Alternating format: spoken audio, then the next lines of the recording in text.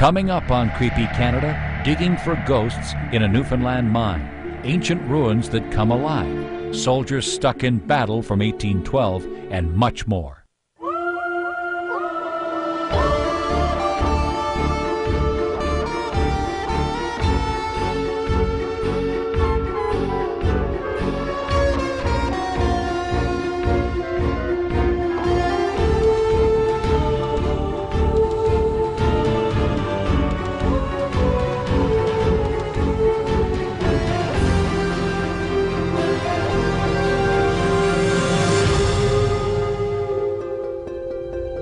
In the 1940s, Newfoundland's Bell Island mines were the lifeblood of the community, employing thousands of local men.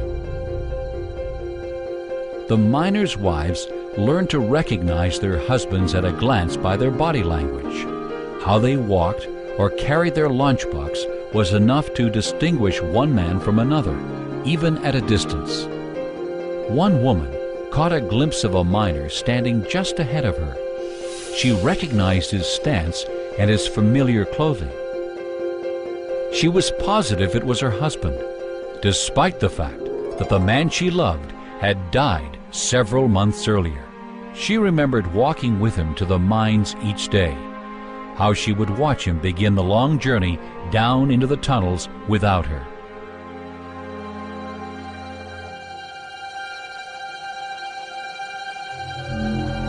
Then she recalled hearing the horrible news. There had been an accident and her husband was dead. But now, here he was, standing right in front of her. She was sure of it. She walked towards him, knowing it was impossible, but wanting so desperately to believe.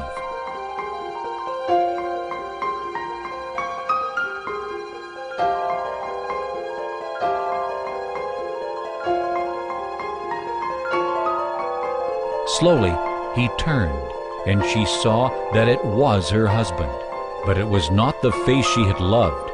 It was the face of death. Perhaps the grave is not deep enough to hold the many lost souls of the Bell Island mines. Mining is a dangerous occupation, one which requires a very special brand of courage and determination. On Bell Island in Newfoundland, there were plenty of men ready to take on that challenge, and in many cases, it cost them their lives. Very few places have as many ghost stories surrounding them as the Bell Island iron ore mines. A miner had finished his shift. As he headed towards the lockers, he was joined by a pleasant young fellow who mentioned several times that this was his first day on the job. As they continued along, the young man simply vanished.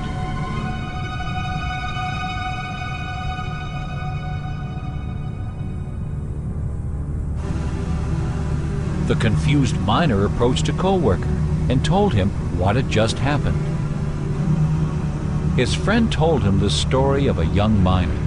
On his first day of work, he was put on scraping beat and was responsible for removing any loose rock from the recently dug tunnels. He was struck by some falling stones. Though bruised, he believed the injury to be minor, so he continued with his work, eager to make a good impression.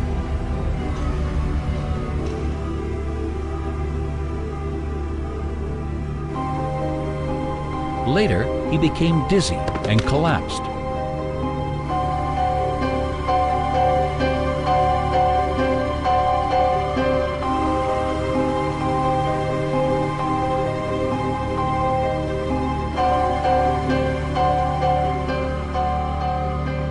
Before anyone could help him, he died of a massive concussion. Since that day, miners had been approached by the spirit of this young man, always cheerful, but disappearing the moment they reached the entrance to the tunnel where the fatal accident occurred. Men who come up at the mines afterwards who were hired on over the years, they would find themselves walking and talking to a young man who was 18 years of age. And that happened to so many men on so many different occasions that number 2 mines actually shut down.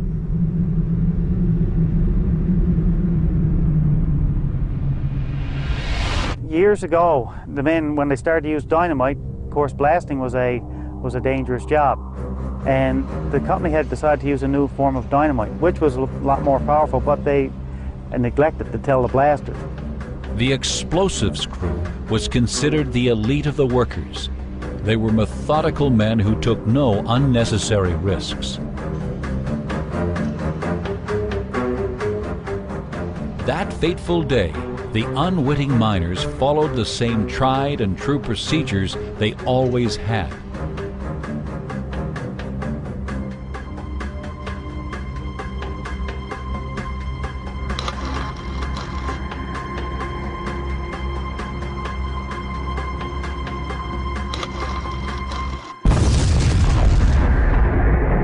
The ensuing blast had twice the expected power. By some miracle, only one of the men was killed.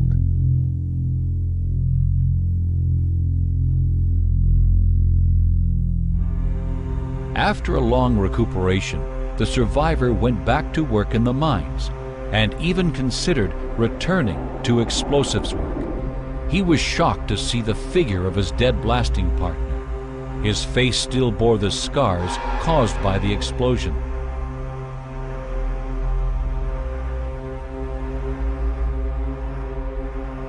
The figure reached out for him and vanished. The survivor never touched a stick of dynamite again. An awful lot of men who worked in the mines saw this young man, right, and saw different young men who were killed in the mines.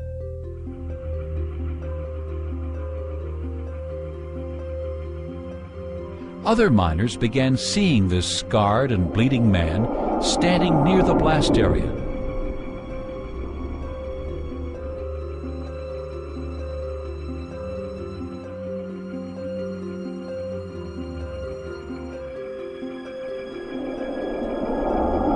Only to have him disappear into the rocks.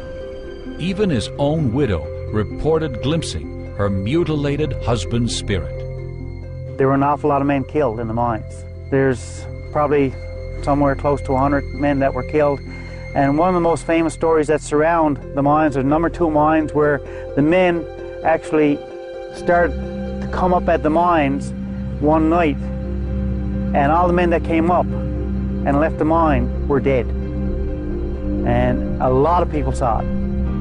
Why this parade of spirits chose to appear in the 1940s is unknown. Perhaps sensing the mine's impending closure, they chose to move on.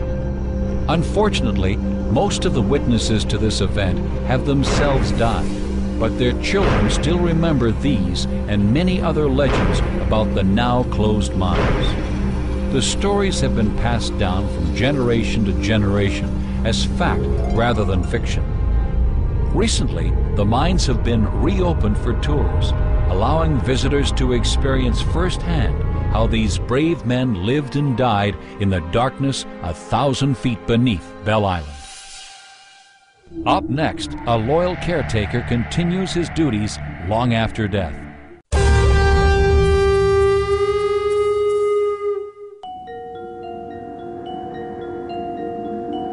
Hidden away in the wetlands of Manitoba, 50 kilometers north of Portage-la-Prairie, stands a remote research station.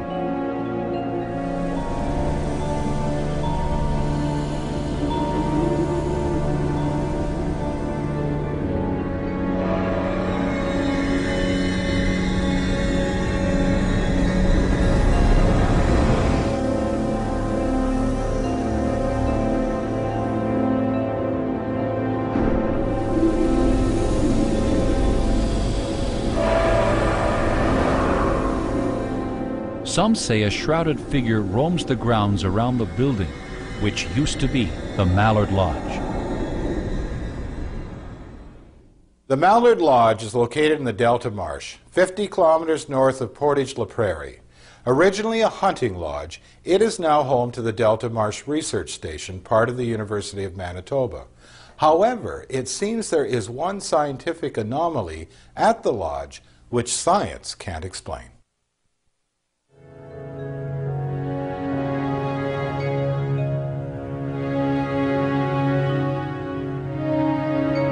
The Delta Marsh wetlands are internationally renowned, and not just for the abundant wildlife.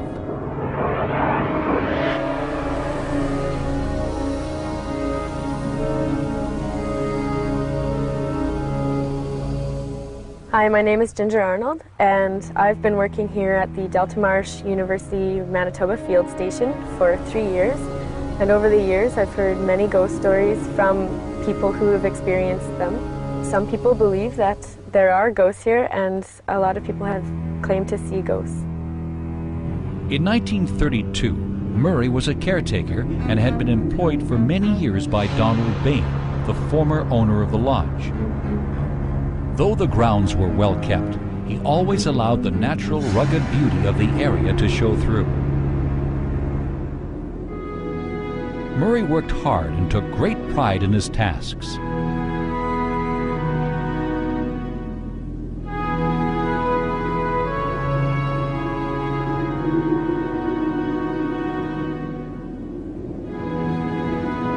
Often, on his day off, he would go out onto the wetlands for the finest duck hunting in all of Canada, a pastime he truly loved. Preparations for one particular outing would end in tragedy.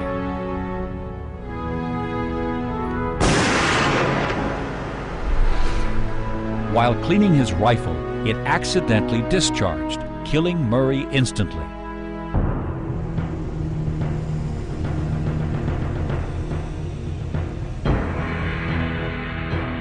Evidently, his loyalty to the lodge remained strong. After the death of Mr. Bain in 1962, the lodge became the property of the province of Manitoba. In 1966, the University of Manitoba acquired the lodge and the surrounding lands, transforming it into the Delta Marsh Research Station, open to senior researchers and students alike. I guess the most prominent story would be a friend of mine, Adrian Robertson, when he, I guess, encountered something here. And there was a figure in the window. So the first thing Adrian did was, once he got in, and it's such an old building, he just came in and stopped and listened. And then went into room 3 and found nothing. There was nobody under the beds, in the closet, or anything. Many encounters with Murray's ghost occur in room number 3, which is believed to have been his quarters for the many years he lived at the lodge. After a long drive through the night, a researcher arrived at the lodge, dreary and tired. He was given room number 3. Anxious for sleep, he didn't even change his clothes. He just fell onto the bed and started to drift off.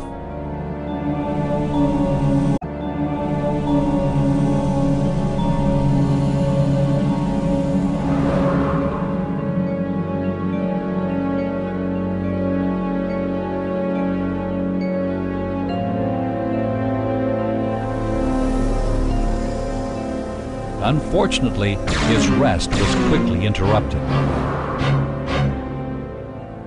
Too frightened to return to his room, the researcher tried desperately to keep himself awake.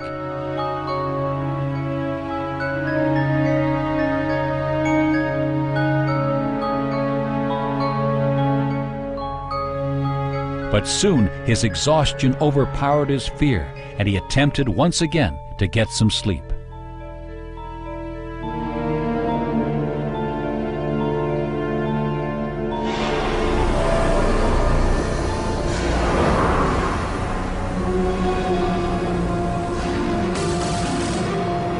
However, his efforts were in vain. Although Murray loved his former place of employment, he seems upset with the many visitors frequenting the lodge. Perhaps he feels they are disrupting his peaceful home, especially when they are staying in room number 3. Sightings of Murray are common at the old Mallard Lodge. The feeling of being watched has become normal. Reported visions of a faint, hooded figure wandering around are not unusual.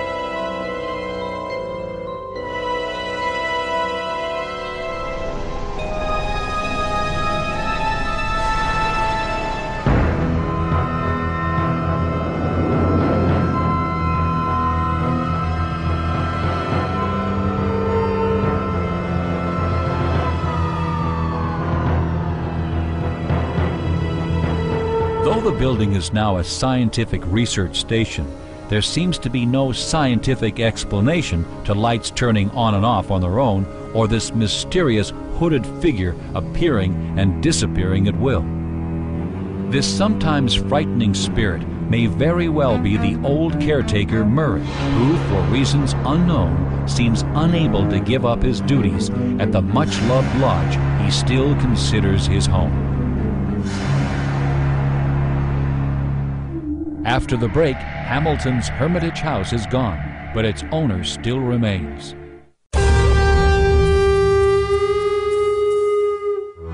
The remnants of a once great mansion, christened the Hermitage by its builder, still stand in Hamilton, Ontario. Destroyed by fire in the 1930s, the ruins are a mere shell of the splendor that once was. But among the remains, two paranormal entities from the manor's opulent past have been reported. A park employee approached the ruins and was shocked to see a body hanging from a tree. He was stunned, fearing someone had committed suicide. The figure swayed in the wind and then vanished. The terrified employee ran. Later, he learned there had been a suicide at that very spot, but he was over a century too late to have stopped it. Originally built in 1865, the Hermitage Ruins still stand in Hamilton, Ontario, a mere shadow of the Grand Estate's historic heyday. What's left of this once great home has been preserved for future generations, including the past residents who remain trapped in the mansion they once called home. Today I'm standing in front of the Hermitage Ruins in Ancaster, once a beautiful mansion built by the Leith family in the mid-1800s, is now a set of stone ruins after a large fire in the 1930s claimed it.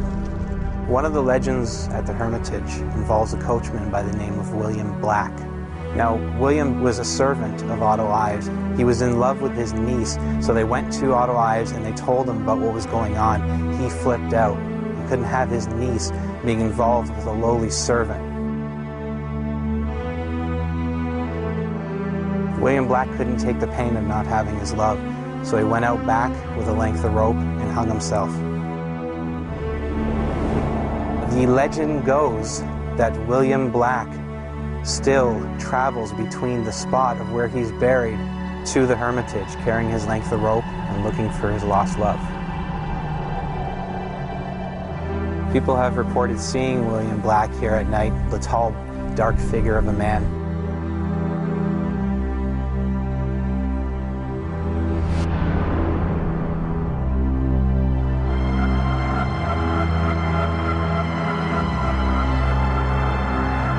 They've seen him disappear, but also we've gotten reports of people who saw him, got scared, and turned around and quickly went the other way. Well, I've always felt that there's a lot of energy at the Hermitage. Not all good energy, there's a lot of negative energy here. I had an unusual experience after one of our ghost walks. I had to go around the one side of the Hermitage to call the people who were kind of milling around back to come back out because the security guard's going to lock the gate. So I ran around the right side of the Hermitage and I saw two people, looked like they were dressed in black, but it was very dark. Right after I called out to them, as if they didn't really hear me, they started turning and going towards the forest. I was a little bit confused at that point, so I called out again. I said, "We have to go, they're going to lock us in." And they walked right out into the forest, so I ran over there. I shone the flashlight out and there was nobody there.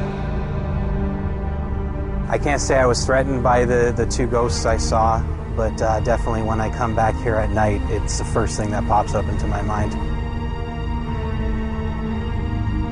This second ghost is described as an elderly woman, and many believe her to be the spirit of Alma Dick Lowder, the last owner of the Hermitage Mansion. Alma Dick Lowder bought the mansion off of her family and fell in love with it. This is where she wanted to stay. After it burned down in the 1930s, she was so adamant about staying on this land, she actually set up a tent in front of the ruins and lived in that tent with her crippled dog until her death in the 1940s. Alma loved her home so much that she may have stayed on long after her death. This spirit possesses a unique ability. It seems to be able to control what others see. An engineer traveled to the Hermitage, eager to study the building's foundation. He did not find the ruins he expected. Instead, there was a ghostly image of a stone mansion in full splendor, drifting in and out of focus like a mirage. As he approached, the building returned to its ruined state. The man heard a sound behind him and turned to find an elderly woman staring at him curiously. Perhaps she wanted to offer a brief glimpse of the building as she remembered and loved it. And then she vanished. The terrified engineer had no desire for any further exploration. The skeletal remains of the once proud Hermitage mansion still stand, now home only to these two spirits. One, a man who loved a woman so deeply he could not bear to live without her. The other, a woman whose devotion to the manor was so strong that death could not take it away from her. Thousands visit the ruins each year, but a fortunate few may, if the spirit is willing, catch a glimpse of the splendor which once was. Coming up, dead but not buried in Montreal.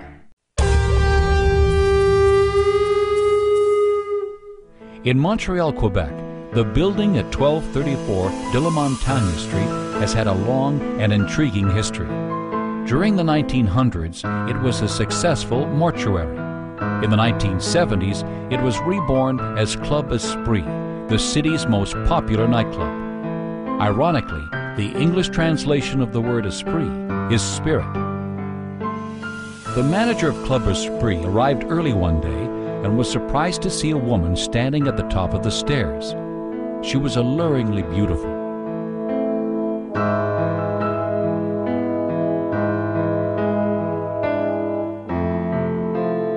She smiled at him and slipped away. Curious, he followed her through the club, all the while wondering how she had gotten into the locked building. Many employees had reported strange events in the club, but the manager had yet to experience anything unusual himself. Cautiously, he approached the mysterious woman, not wanting to startle her.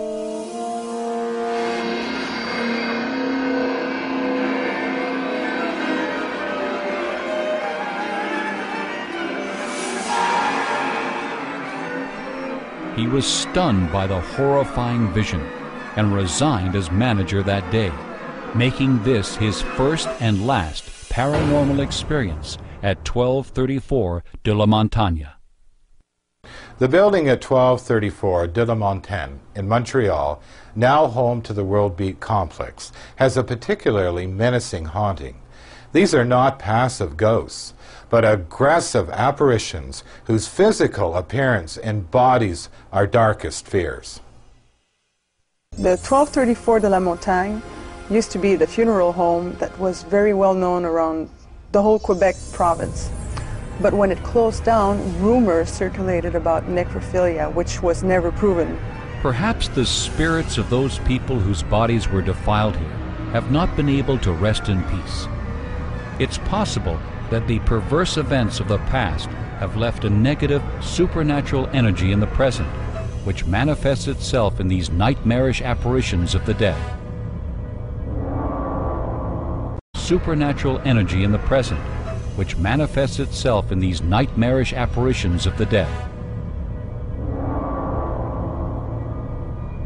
During 1234 de la Montagne's period as Club Esprit, a hostess came face to face with the ghosts of the building's dark period as a mortuary.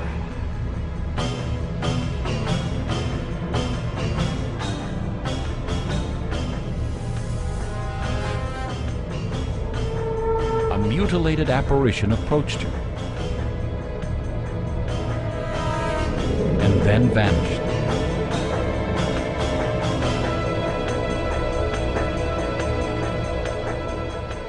Suddenly, it reappeared over the landing, just a few feet away from her.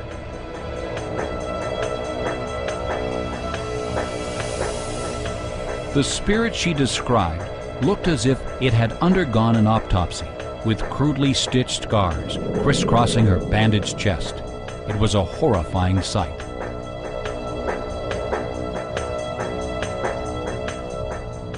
From what people have been reporting, we're not talking, about good, nice, happy spirits. Some of them might, but mostly we're talking about ugly, disturbed apparitions. So it doesn't sound like it's a good situation here. We have one story that comes at some point where one of the girls went downstairs to the bathroom and got hit in the face by unseen ants. The ladies' room was the scene of many frightening encounters at Club Esprit.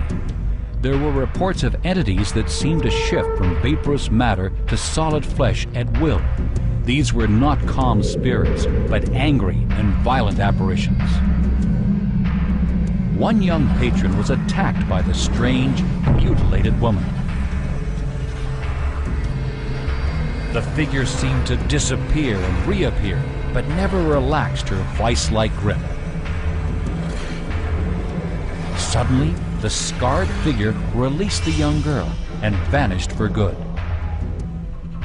What is now the ladies' room was once the mortuary's embalming area. Perhaps long ago, this was the site of some depraved desecration of human corpses.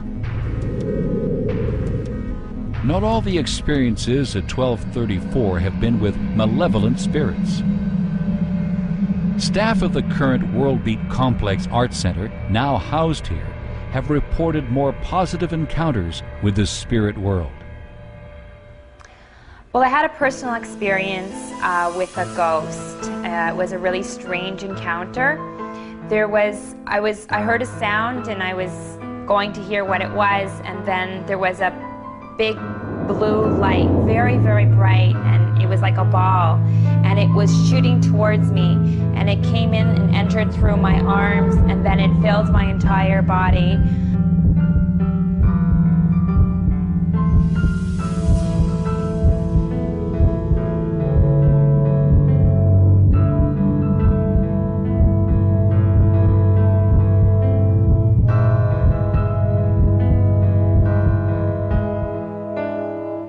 So after that, I couldn't believe it, but I didn't realize it was a ghost until after it escaped and it left my body. But it was a really crazy and overwhelming experience that I've never ever felt before.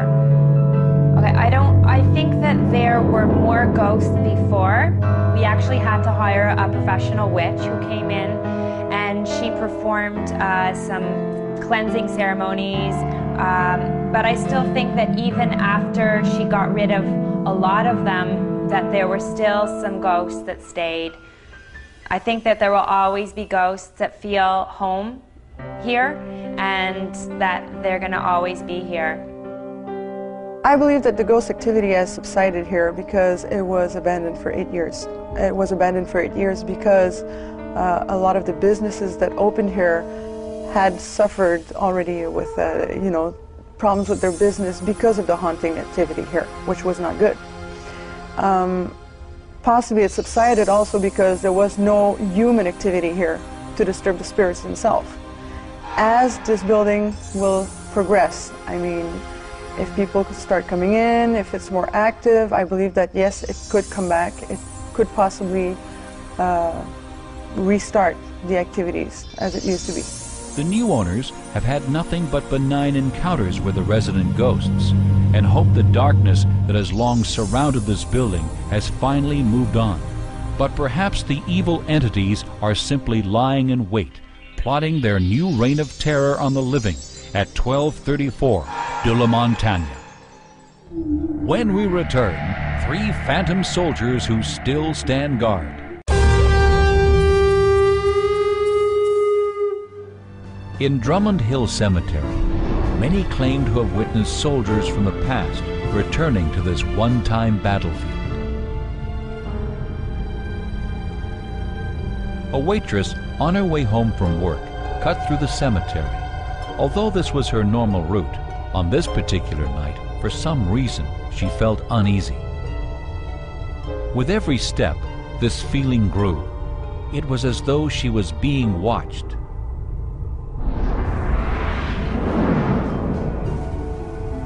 She stopped for a moment and looked behind her, and though she saw nothing, she was unable to shake this sense of fear.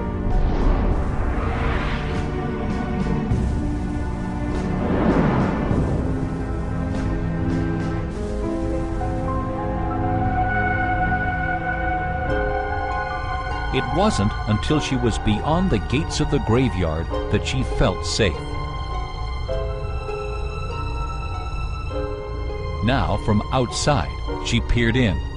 To her astonishment, she saw 3 soldiers, and then, in an instant, they were gone. Confused and frightened, she left the cemetery, vowing never to cut through there again. In 1812, the Battle of Lundy Lane took place on Niagara Falls, Drummond Hill. Many lives were lost, and the area was immediately transformed into a cemetery. Now, over a century later, the spirits of 3 young Canadian soldiers still roam this hallowed ground, seeking an end to the horrific battle that claimed their lives. In the War of 1812, Niagara Falls was a strategic military location. For the Canadian and British forces, it was a passage point through which they could expand the territory under their control. For the Americans, it was a direct route to infiltrate the opposing forces garrisoned in the area. As a result, many skirmishes and heavy battles occurred.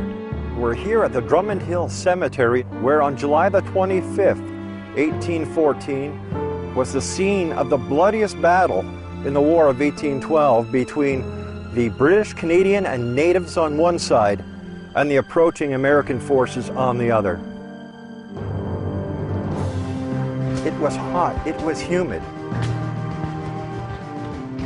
There were bodies all over the place because of the humidity, because of the stillness in the air. The gunpowder just made the air around here like soup. Friend and foe were accidentally killing each other because they couldn't see the enemy. The Americans retreated, and the Canadians won the Battle of Drummond Hill. Approximately 1,700 soldiers, the average age of 15, lay on the field, dead or dying.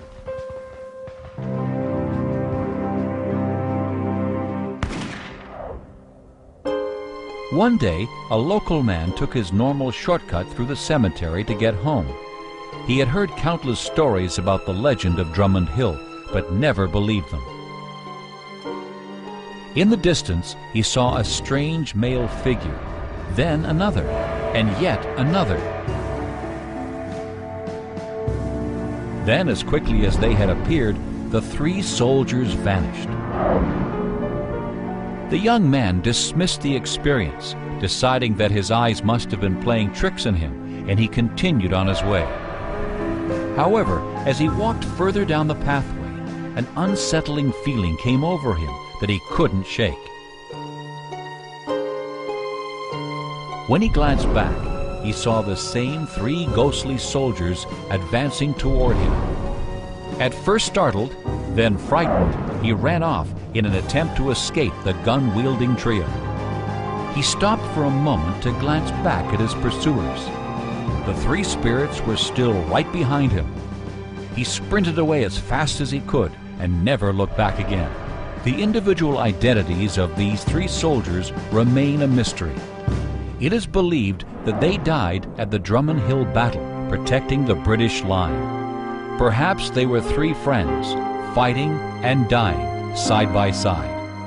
Over the years, the Drummond Hill Cemetery has become somewhat of a tourist destination for Americans and Canadians alike. But recently, a new kind of tourist has shown up here, the ghost hunter, the paranormal seeker, the researcher. There have been specters of lights photographed. There have been soldiers as if standing guard over certain tombstones. Truly, this has got to be one of Canada's most haunted graveyards. This unlikely tourist destination attracts thousands of history and war enthusiasts every year. One such visitor came to admire the graveyard's historic headstones. However, on this night, he would encounter more of the past than he had bargained for. However, on this night, he would encounter more of the past than he had bargained for.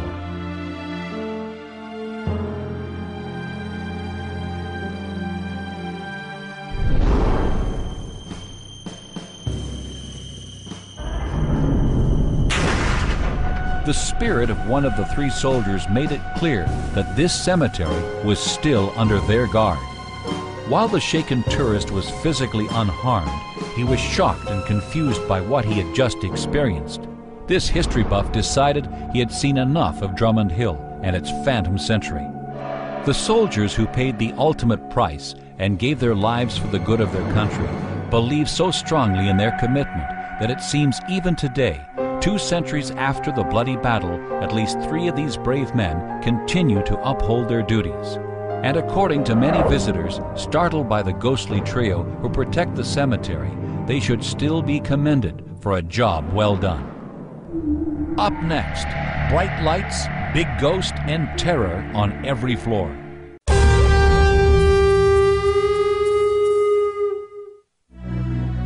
The Marr residence in Saskatoon is a museum and meeting center, but after hours, it takes on a life of its own as home to an array of spirits. A staff member had stayed late, finishing notes after a board meeting.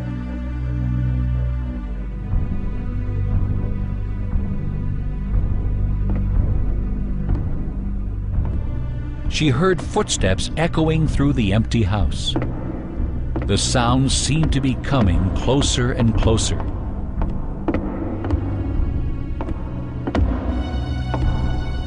She was shocked when a man stepped into the doorway.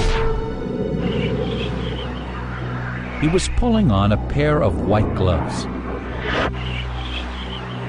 His body was transparent, and he began to almost vibrate, as if being electrocuted.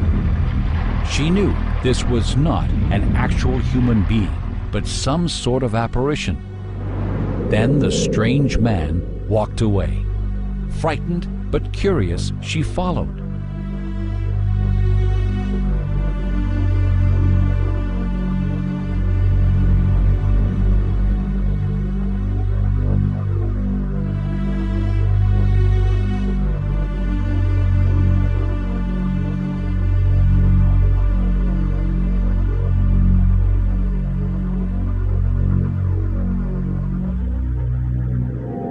Entering the downstairs parlor, she found herself surrounded by floating orbs of light.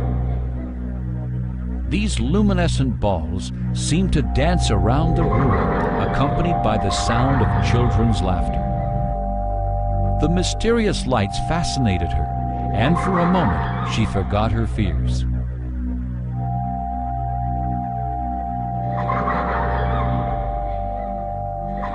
Until she turned and saw the man from upstairs outside the window. His expressionless stare sent a shiver up her spine. And as her terror intensified, she ran away in fear. Saskatoon's Marr residence is one of the most unique and historically important houses in Saskatchewan. It is also haunted. Ironically, this very small home houses 3 distinct and separate ghostly entities. The Marr is the oldest house in Saskatoon that's still on its original site. It was built in 1884, and the city acquired it in 1979, and it became a designated heritage property and is now open to the public for programming.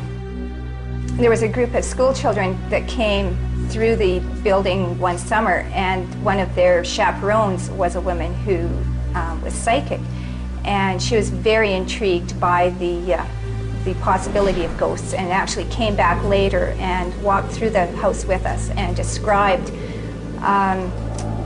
the various presences, including the fellow in the upstairs bedroom. She said he was a fairly reclusive sort, spent a lot of time in his room reading, He worked at a business that required him to do record keeping, and he was very proud of his penmanship, and he was very vain about his hands, and he always wore gloves on his hands whenever he went outside. The antique desk that was once in the upstairs bedroom is now displayed in the parlor. This may explain why the ghost has begun to appear downstairs. For a quiet, educated man, this writing table was most likely where he felt at home. Following a function, another staff member heard sounds coming from the parlor. She saw a young man sitting at the desk. When he saw her watching him, he immediately stopped what he was doing, picked up his white gloves, and walked off into the corner of the room, out of her sight. She went over to investigate, but found the room was empty. But the most startling part of the encounter was the desk itself. The woman watched in amazement as all the items began to disappear one by one. And then the writing table closed up on its own. The room had returned to normal, but she couldn't shake the feeling that there was still something there with her. When you look through the Henderson directories for the years 1909, 1910, there's a fellow named Charles Gathercole who lives at this address. And Charles Gathercole works as a clerk in a business on Broadway, 2 blocks east. So we think that perhaps the ghost of Miss Charles Gathercole, and we refer to him as Charles. The ghost downstairs is a very unsavory sort of character, and both the woman who worked in the office upstairs and I felt uncomfortable in the basement. She said she could only be down there for about 10 minutes at a time before she felt somebody watching her. And he's big and burly and dirty and bearded, and he's got yellow teeth and yellow fingernails, and he smells. He's just a very unsavory character. And he also has expectations of women and that they should know their place. Many of the staff have had unnerving encounters with the spirit in the basement. A woman went downstairs to locate some stored files. Immediately, she felt uncomfortable, as if something was not only watching her, but inexplicably, she felt quite threatened too.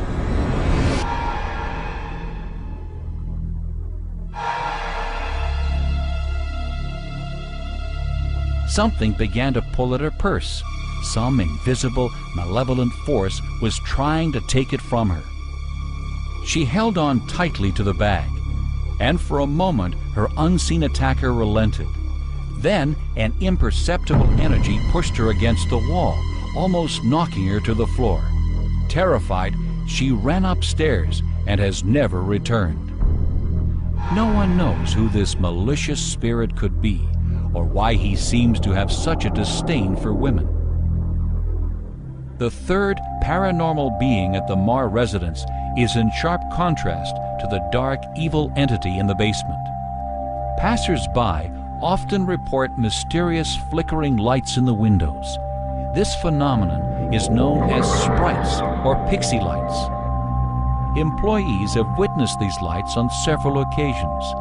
They report seeing small glowing orbs that float through the rooms in an almost playful fashion. Some staff members were convinced that if you stared directly into the orbs, you could catch quick glimpses of children and hear the sounds of their laughter. These mysterious lights, also known as dead man's candles, are most often seen in cemeteries. Native Indian legend suggests they were there to guide the recently deceased through limbo and onto the other side. Perhaps before the Saskatoon area was settled by Europeans, Indigenous people used this spot as a burial ground. The ghosts of the historic Marr residence are truly a unique combination. Trapped in this small space are childlike balls of light, a quiet, solitary man, and an embittered brute that dwells in the basement. Why such a diverse group of spirits have chosen to share this home remains a mystery. Perhaps the floating orbs are really mystic guides trying to lead the other two souls beyond the confines of Earth and into the freedom of the afterlife.